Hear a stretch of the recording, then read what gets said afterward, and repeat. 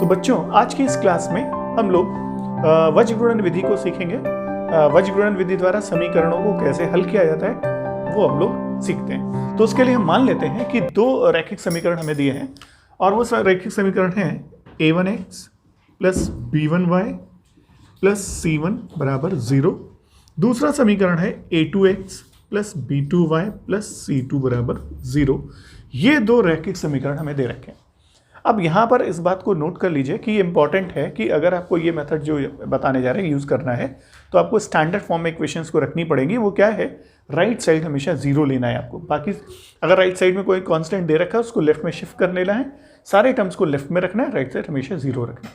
फिर क्या करते हैं कि वज्रगुणन विधि द्वारा सबसे पहले हम क्या करेंगे, इसके जो वेरिएबल्स हैं यानी चर राशियाँ हैं उनको हम पहले लिखेंगे। तो पहली चर राशि यहाँ पर x दे रखी है, तो x अपॉन इक्वल्स टू का साइन लगा दीजिए। फिर दूसरी चर राशि है y, तो y अपॉन, फिर थर्ड कांस्टेंट्स हैं। कांस्टेंट्स के लिए, नियतांक के लिए हमेशा 1 का प्रयोग करना है, 1 अपॉन। मतलब हर एक समीकरण युग्म को हल करते समय वज्रगुणन विधि में तीसरा वाला हमेशा 1 ही लेना है, बाकी दोनों चर राशियां वेरिएबल्स होने चाहिए। अब वेरिएबल्स हम इसलिए कह रहे थे कि मोस्टली तो x और y ही मिलता है, बट कभी कभी क्या करते हैं वो a और b दे दिया या u और v दे दिया चर राशियां। तो अब यहाँ पे u, अगर ये u v और v है तो u और v आएगा यहाँ।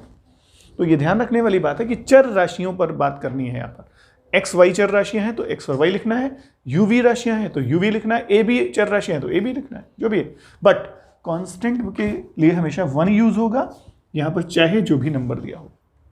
आगे क्या करना है, x के डिनोमिनेटर में हमें संख्याएं लिखनी है, लेकिन कैसे लिखनी है, तो जिसके नीचे आपको संख्याएं लिखनी है समीकरणों में उसको छुपा लीजिए। जैसे x का टर्म छुपा लीजिए क्योंकि आप x के डिनोमिनेटर को भरने जा रहे हैं या इसके हर को भरने जा रहे हैं। अब क्या करना है, यानी आपने x को छुपाने के बाद आपको क्या करना है ये देखते हैं। तो x को छुपा लिया। अब जो नियतांक, कांस्टेंट की बात करिएगा, वेरिएबल्स की बात बिल्कुल नहीं है यहाँ पे। अब तो कांस्टेंट ये b1 है, c1 है, b2 है, c2 है।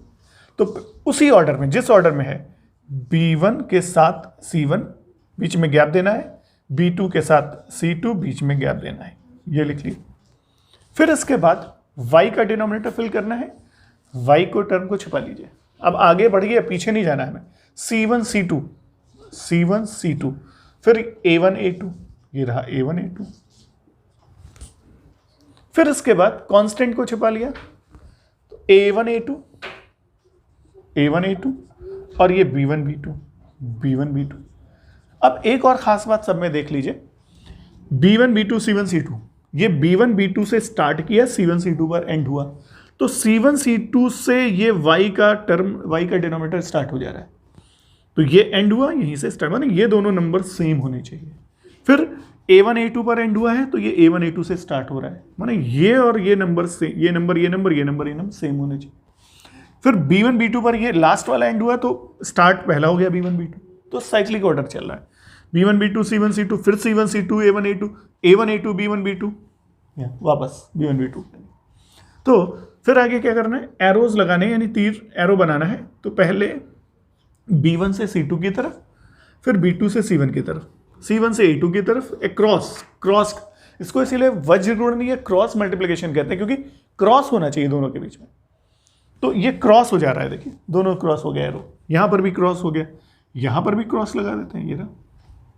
अब क्या करना है, x का डिनोमिनेटर कैसे लिखेंगे, b1 b2 का गुणनफल b1 c2, तो b1 c2 हो गया ये। फिर बीच में हमेशा माइनस लगाना है, नीचे से ऊपर का गुणनफल है b2 c1। तो पहले इधर से स्टार्ट करना है, ऊपर से नीचे का गुणनफल लेना है, माइनस नीचे से ऊपर का गुणनफल लेना है।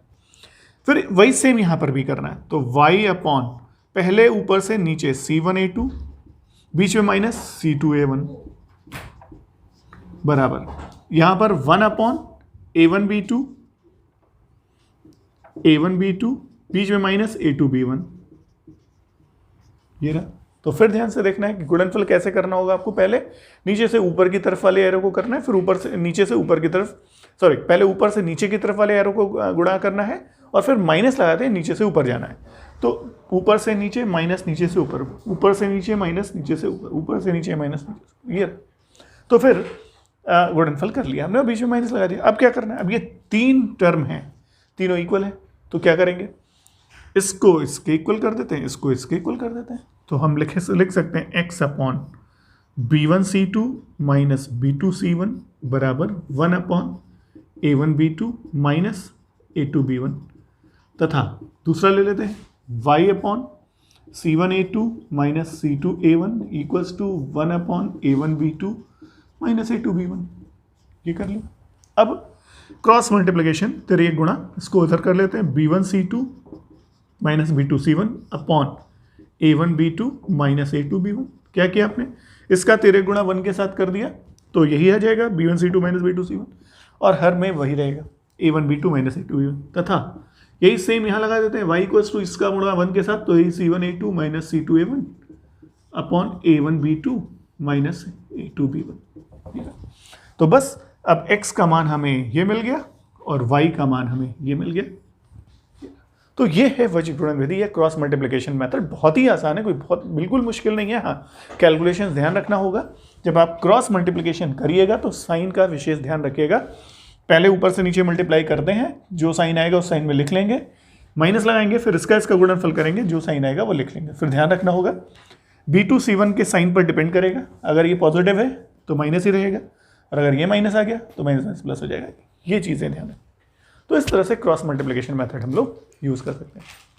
अब हम आगे बढ़ते हैं और हम इस पर एक एग्जाम्पल कंसीडर करते हैं। एग्जाम्पल क्या लेंगे हम, एनसीईआरटी की एक्सरसाइज चूंकि कर रहे थे 3.5, उसी का एक क्वेश्चन ले लेते हैं और इसको क्रॉस मल्टीप्लिकेशन मेथड से हल करके देख लेते हैं।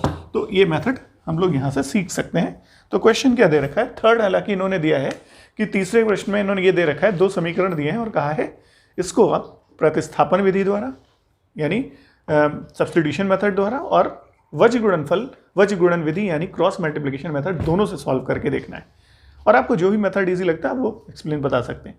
तो हम पहले यहाँ पर लेकर के चलते हैं। प्रश्न संख्या 3 में समीकरण दे रखा है 8x प्लस 5y बराबर 9। दूसरा समीकरण दे रखा है 3x प्लस 2y बराबर 4। पहले हम लोग वज्र गुणन विधि लेते हैं, क्योंकि वज्र गुणन विधि हमने नहीं पढ़ रखी है। वज्र गुणन विधि से प्रश्नों को हल करते समय ध्यान क्या देना था, स्टैंडर्ड फॉर्म में लाना पड़ेगा। स्टैंडर्ड फॉर्म का मतलब राइट साइड हमें 0 दिखाई पड़ने चाहिए, 2 0 में दिखाई पड़ने चाहिए। तो यहाँ पर राइट साइड में 9 है और यहाँ पर 4 है। क्या करते हैं, 9 को लेफ्ट में ले लेंगे, 4 को लेफ्ट में ले लेते हैं। तो ये समीकरण बन गया 8x प्लस 5y माइनस 9 बराबर 0।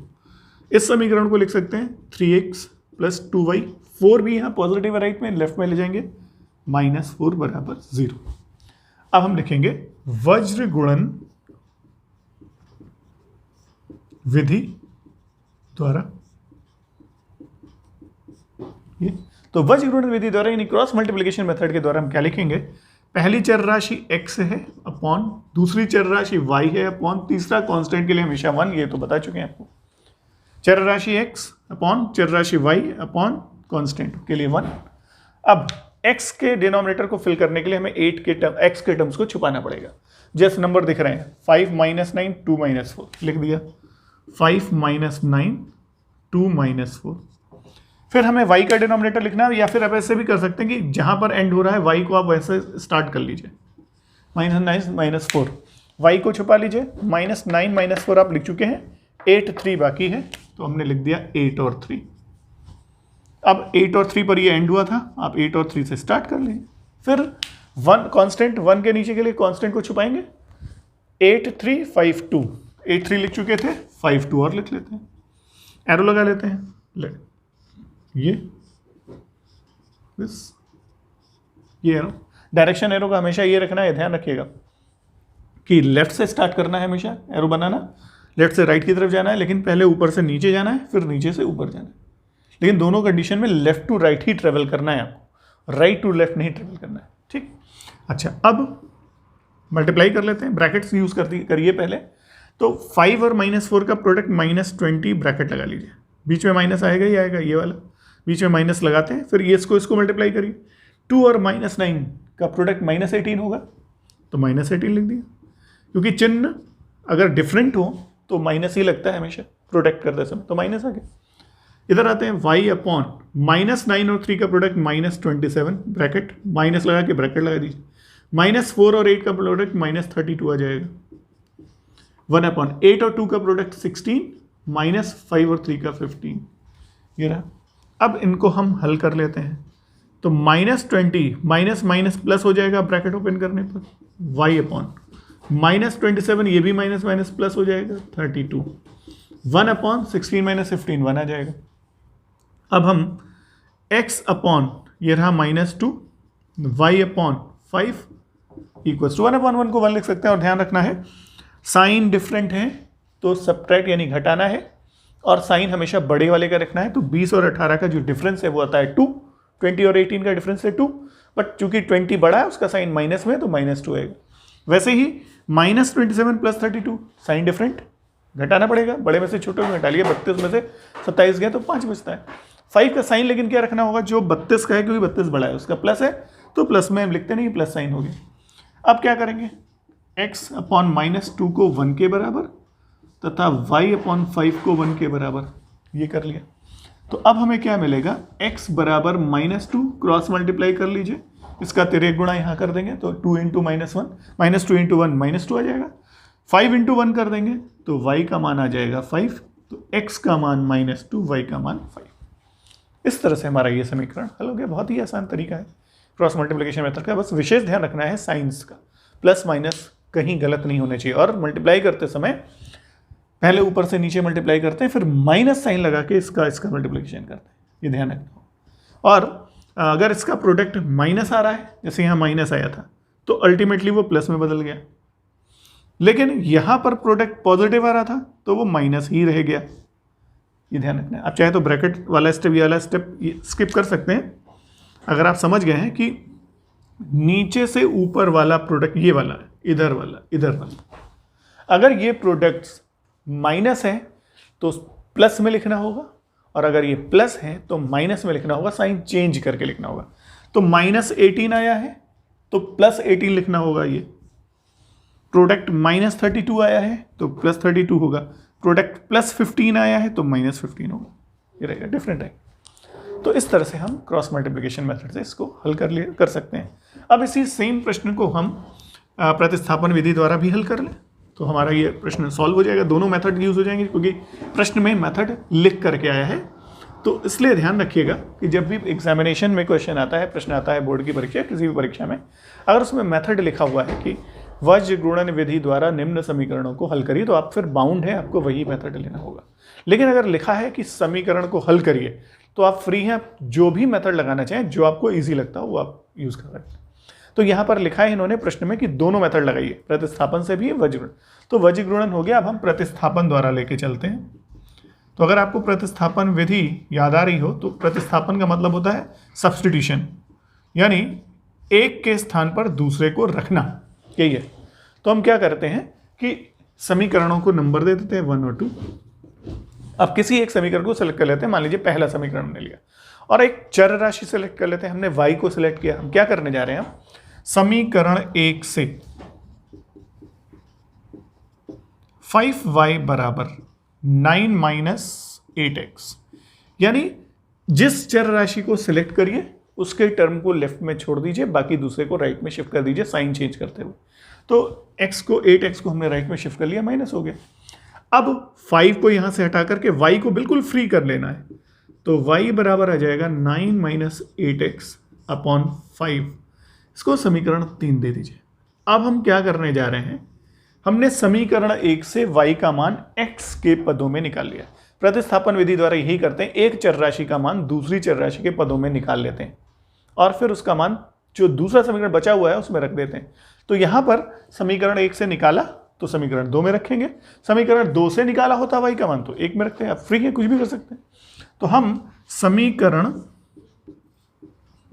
3 से y का मान समीकरण 2 में रखने पर सो हम रख देते हैं। चलिए, तो क्या मिलेगा, y का ये मान यहां इस स्थान पर रख देना 2 के साथ, तो x का टर्म तो वैसे ही रहेगा 2, y के स्थान पर हमने 9 - 8x अपॉन 5 बराबर राइट साइड इसका 4 ही रहेगा। सिर्फ उसी स्थान को डिस्टर्ब करना है जिसका मान आपको रखना है, बाकी कोई भी टर्म डिस्टर्ब नहीं होगा, जैसा लिखा है वैसे ही लिख लीजिए।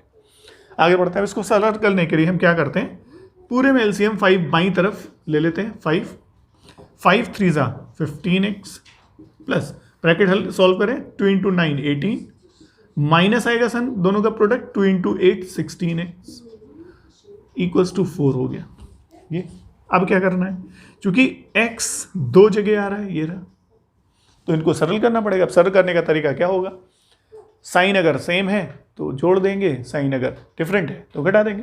तो यहाँ पर इसका साइन प्लस है, इसका साइन माइनस, माने घटाना है। तो 16x और 15x का जो डिफरेंस वो x आएगा, 1x यानी x आएगा। बड़ा कौन है, 16 है, तो माइनस में आएगा, तो minus x plus 18 as such रहेगा। ये 5 को क्रॉस मल्टीप्लाई कर दीजिए, होता है 3 गुणा, 5 इंटू 4 20 हो जाएगा, ये रहा। अब 18 को दाहिनी तरफ ले जाते हैं, तो minus x equals to 20 minus 18, sign change हो जाएगा, क्योंकि इधर 18 पॉजिटिव है, उधर जाके माइनस हो गया। अब दोनों का डिफरेंस आ जाएगा 2, तो माइनस एक्स बराबर 2, तो x बराबर आ गया -2। x का मान हमें यहाँ से भी -2 ही मिल रहा है। ध्यान दीजिए, वज्र गुणन विधि क्रॉस मल्टीप्लिकेशन मेथड में भी x का मान -2 ही आया था, y का मान और बचा हुआ है। तो अब क्या करेंगे कि y का मान आप चाहे तो समीकरण 1 से भी निकाल सकते हैं, 2 से भी निकाल सकते हैं, 3 से भी निकाल सकते हैं। किसी एक समीकरण में आप x का मान जो भी आपने निकाल लिया है, कैलकुलेट किया, उसका मान रख दीजिए। तो x बराबर -2 आप यहाँ रख देंगे तो भी वही आ जाएगा, यहाँ रख देंगे तो भी आ जाएगा, लेकिन थर्ड में अगर रखेंगे तो डायरेक्ट आएगा, जल्दी आएगा। तो आप सजेशन यही होगा कि जब आप प्रतिस्थापन विधि प्रयोग में लाइएगा, एक चर राशि का मान आने के बाद समीकरण 3 में सीधे x का मान यहाँ रख देंगे, सरल कर देंगे, आपको सीधे y मिल जाएगा। तो y बराबर 9 माइनस 8 इंटू ब्रैकेट में है -2 अपॉन 5। अब देखिए माइनस माइनस मिलके प्लस, 8 2 8 दूनी 16 अपॉन 5, तो 16 और 9 ऐड कर लेंगे 25/5, 5 से कैंसिल कर दिए, 5 25, यानी तो y का मान आ जाएगा 5। तो x बराबर -2, y बराबर 5, यही हमारा हल था। इसके पहले वज्र गुणन विधि में भी x का मान -2 और y का मान 5 आया था, यहां पर भी वही आ रहा है। अब जो भी मेथड आपको यूजफुल लगता है, आपको ज़्यादा सही लगता है, उस मेथड से आप हल करिएगा। अगर प्रतिस्थापन और इसमें वज्र गुणन में देखें तो क्रॉस मल्टीप्लिकेशन मेथड ईजियर था, ज़्यादा सही लग रहा था, जल्दी हो जा रहा था, 2 या 3 स्टेप में हो जा रहा था। इसमें थोड़ा सा टर्म्स स्टेप्स ज़्यादा लग रहे हैं, हालांकि मेथड दोनों ही इजी हैं, आप फ्री हैं, कोई भी मेथड यूज़ कर सकते हैं। अगर मेथड में मेंशन नहीं किया है, मेथड मेंशन है तो आपको फिर वही करना पड़ेगा जो मेथड दिया हुआ है प्रश्न। तो इस तरीके से ये प्रश्न हल होता है। अब आते हैं क्वेश्चन नंबर 4 जो है इसका, उसमें कई पार्ट्स में 5 पार्ट हैं, लेकिन उसमें पाँचों में वर्ड प्रॉब्लम दे रखी है, मतलब आपको समीकरण बनाने हैं और फिर किसी भी विधि द्वारा हल करना। उन्होंने लिख दिया किसी भी बीजगणितीय विधि द्वारा समीकरणों को हल कर दीजिए। तो चलिए पहले हम इसका पहला प्रश्न यानी पहला पार्ट ले लेते हैं। और पहला पार्ट अगर आप देखें तो आपको स्क्रीन पे दिख भी जाएगा लिखा हुआ प्रश्न। तो प्रश्न क्या है, तो प्रश्न ये दे रखा है इन्होंने कि एक छात्रावास के मासिक व्यय का एक भाग नियत है तथा शेष इस पर निर्भर करता है कि छात्र ने कितने दिन भोजन लिया है। अब बात समझिए, मान लीजिए आप एक हॉस्टल जा रहे हैं, हॉस्टल में वो क्या कह रहे हैं आपसे कि आपको एक्चुअली 2 तरह के चार्जेस यहाँ पर लगते हैं। कैसा, एक तो फिक्स है। फिक्स होने का मतलब ये हुआ कि अगर आपने छात्रावास में महीने में 1 दिन भी स्टे किया है तो उतना पैसा आपको देना ही पड़ेगा। जैसे 100 रुपये मान लीजिए उनका 1000 रुपये हम लेंगे, फिक्स है, वो देना ही देना है, चाहे 1 दिन रहिए, चाहे 100 दिन रहिए, चाहे जितने दिन रहिए। आपको एक्स मंथली की बात अगर हम करें तो 30 दिन है, मैक्सिमम 30 दिन का हो सकता है या 31 दिन हो सकता है। तो आपने अगर एक मंथ के लिए 30 दिन या 31 दिन के लिए स्टे किया है या जितने भी दिन के लिए गया, अब 1 से 30 के बीच में कुछ भी हो सकता है, तो आपको उतना पैसा तो देना ही पड़ेगा। फिर उसके बाद जितने दिन स्टे करेंगे पर डे के अकॉर्डिंगली आपको भोजन यानी खाने का खर्च देना पड़ेगा। जैसे मान लीजिए उन्होंने कहा कि हम 10 रुपये पर डे लेंगे आपसे, तो अब 2 दिन रुक गए तो आपको 20 रुपये देना पड़ेगा, 3 दिन रुके आपको 15 रुपीज़ 30 रुपीज़ देना पड़ेगा, 10 के हिसाब से मल्टीप्लाई करते जाना है। 5 दिन है तो 50 रुपये देने पड़ेंगे। तो मतलब 10 के मल्टीपल यानी गुणनफल में आपको उतने दिन से गुणा करके देना पड़ेगा। तो 2 तरह के चार्ज यहाँ पर हैं और दोनों ही पता नहीं है हमें, बताने हैं, तो यही मान लेते हैं। हम क्या मानेंगे कि माना निश्चित व्यय यानी हॉस्टल का निश्चित व्यय ₹X है। ठीक है। और भोजन का प्रतिदिन व्यय बराबर रुपए वाई, मतलब एक दिन में वाई रुपए आपको खर्च करने पड़ेंगे भोजन के लिए। मान लिया। आगे बढ़ते हैं। कह रहा है एक विद्यार्थी ए है, तो विद्यार्थी ए जो है, विद्यार्थी ए 20 दिन रुकता है,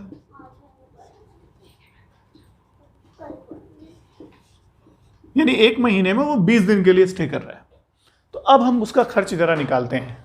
करते क्या है, तो देखिए उसको x रुपए तो देना ही पड़ेगा, प्लस एक दिन में उसने y रुपए भोजन के लिए दिया, तो 20 दिन में कितना खर्च करेगा, 20y 20y, तो उसे गुणा कर देते हैं, मल्टीप्लाई कर देते हैं। 2 दिन है तो 2y, 3 दिन है तो 3y, 5 दिन है तो 5y, जितना होगा उससे मल्टीप्लाई कर देंगे।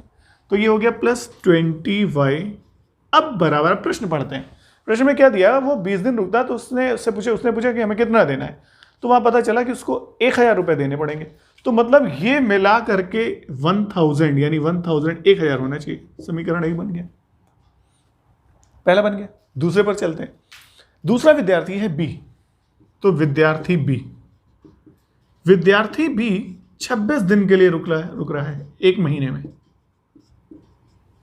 तो अब उसका खर्च क्या हो जाएगा, तो x रुपए तो उसको देना ही देना है, क्योंकि सभी को देना है, फिक्स है ये। फिर 20 दिन रुका था तो उसने 20y खर्च किया भोजन के लिए, 26 दिन रुक रहा तो 26 दिन का भोजन लेगा, 26y हो जाएगा बराबर। अब इसने पूछा तो कहा आपको 1180 देने, तो मतलब ये मिला करके 1180 रुपए हो गए। ये समीकरण 2 हो गया। अब ये 2 समीकरण हमारे पास आ गए हैं। इन दोनों समीकरणों को हमें हल करना है। अब आपके लिए इसके लिए कोई भी मेथड यूज कर सकते हैं। तो 3 मेथड हमारे पास अलजेब्राइक थे। पहला प्रतिस्थापन यानी सब्स्टिट्यूशन, दूसरा एलिमिनेशन विलोपन विधि, तीसरा वज्र गुणन क्रॉस मल्टीप्लिकेशन। अब आप तीनों में से जो भी मेथड आपको इजी लगे आप वो यूज कर सकते हैं, लेकिन सजेशन मेरा ये कि आप एलिमिनेशन मेथड यानी विलोपन विधि यूज करें, जल्दी सॉल्व हो जाएगा। विलोपन विधि वाला में आपको पता होगा कि किसी भी एक चर राशि के गुणांकों को दोनों समीकरण में बराबर कर लेते हैं गुणा करके। जैसे यहाँ पे x का गुणांक 1 है, यहाँ पे x का गुणांक 1, मतलब दोनों गुणांक बराबर हैं। तो हमें क्या करना है, दोनों का चिन्ह देख लीजिए, प्लस प्लस समान है, तो दोनों समीकरणों को घटाते ही x एलिमिनेट हो जाएगा, हट जाएगा, विलोपित हो जाएगा, y का मान आ जाएगा। लेकिन अगर मान लीजिए इसका गुणांक 2 होता है, इसका 3 होता है, तो उल्टा इसको 3 से गुणा करते हैं, इसको 2 से गुणा करके दोनों 6, ये भी 6 हो जाता है। तो ये ध्यान रखना है कि गुणा वगैरह हमें करना पड़ सकता है गुणांकों को बराबर करने के लिए, लेकिन यहाँ पे गुणांक बराबर दिए हुए थे, तो हम सीधे कर देते हैं कि समीकरण 1 में से समीकरण 2 को घटा दिया जाए। तो समीकरण 1 लिख लेते हैं, x प्लस 20y बराबर 1000। दूसरा समीकरण x प्लस 26y बराबर 1180। चिन्ह बदल देते हैं घटाते समय, तो इसका ये x का साइन प्लस तो माइनस, 20 प्लस 6 का साइन प्लस तो माइनस, 1180 का साइन भी प्लस है तो माइनस, साइन चेंज हो जाता है। फिर x से x कट गया, दोनों डिफरेंट साइन के हैं, प्लस x माइनस। अब साइन नीचे वाले टर्म्स में साइन हमेशा जो चेंज किया वही माना जाएगा। तो 20y plus 26y minus, sign change तो घटाना है, 26 में से 20 का डिफरेंस है 6, तो 6y लिख ही लेते हैं। लेकिन 26 बड़ा है, उसका चिन्ह है माइनस, तो माइनस 6y हो जाएगा। ठीक इसी तरह से 1180 का साइन माइनस है, 1000 का प्लस है, डिफरेंट साइन है, घटाना पड़ेगा, घटा लीजिए। 180 रुपये का डिफरेंस है दोनों में, सिंपल से दिख रहा है, लेकिन चिन्ह माइनस लगेगा क्योंकि 1180 बड़ा है ना। तो y बराबर हो जाएगा -180 अपॉन -6, माइनस माइनस प्लस 6 3 18 30। तो हमें y का मान यहां से मिल जा रहा है कि y बराबर 30 आ गया। अब y 30 आ गया। अब समीकरण 1 या 2 किसी एक में y का मान रख दीजिए तो x का मान आ जाएगा। तो समीकरण 1 से रख लेते हैं x प्लस 20 इंटू वाई के स्थान पर 30, 1000। अब सिंप्लीफाई कर लीजिए, x प्लस 3 दूनी 6, 2 0 600 1000 इक्वल्स टू राइट में आएगा, x इक्वल्स टू 1000 में से माइनस कर देंगे 600, तो x बराबर आ जाएगा 400। तो मतलब क्या निकला कि उस हॉस्टल, उस छात्रावास में जो फिक्स्ड खर्च है यानी निश्चित खर्च है वो है 400 रुपये। यानी हर व्यक्ति को महीने वो मंथ में जितने भी दिन वो स्टे करेगा, चाहे वो 1 दिन के लिए करे, चाहे वो 10 दिन के लिए करे, चाहे 30 दिन के लिए करे, उसको 400 रुपये देने ही पड़ेंगे। उसके अलावा वो जितने दिन स्टे करेगा उसके अकॉर्डिंगली पर डे 30 रुपये का भोजन खाने का खर्च होगा। तो जितने दिन रुकेगा उसको 30 दिन के गुणक में वो देना पड़ेगा। तो उत्तर जब आप लिखिए तो उसमें उत्तर में लास्ट में जरूर लिखिएगा कि अतः निश्चित व्यय बराबर रुपये 400, क्योंकि x का मान है, प्रतिदिन भोजन का व्यय बराबर रुपये 30 पर डे, या प्रतिदिन लिख सकते हैं। तो ये इस तरह से प्रश्न हल हो जा रहा है और हमने इसको विलोपन विधि द्वारा, एलिमिनेशन मेथड द्वारा किया है। आप फ्री हैं, चाहे क्रॉस मल्टीप्लिकेशन मेथड लगा दीजिए, चाहे प्रतिस्थापन विधि लगा दीजिए, उत्तर एक ही आना है। वर्ड प्रॉब्लम में ये कभी नहीं लिखा होता है कि ये वज्र गुणन विधि द्वारा हल करना है या मेथड का नाम दिया हो। उसमें आपको सिर्फ बताना है कि प्रतिदिन का खर्च बताइए और ये प्रतिदिन भोजन का व्यय बताइए और निश्चित खर्च बताइए, तो आपको उसके लिए समीकरणों को हल करना पड़ेगा।